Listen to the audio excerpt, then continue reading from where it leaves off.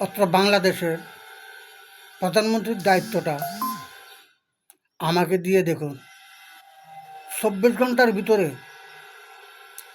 ঘন্টার ভিতরে দেশ ঠিক হয়ে যাবে, দুর্নীতি বন্ধ হয়ে যাবে, দেশ ভালো হয়ে যাবে, সবার ইমান ঠিক হয়ে যাবে, সবাই ভালো হয়ে যাবে।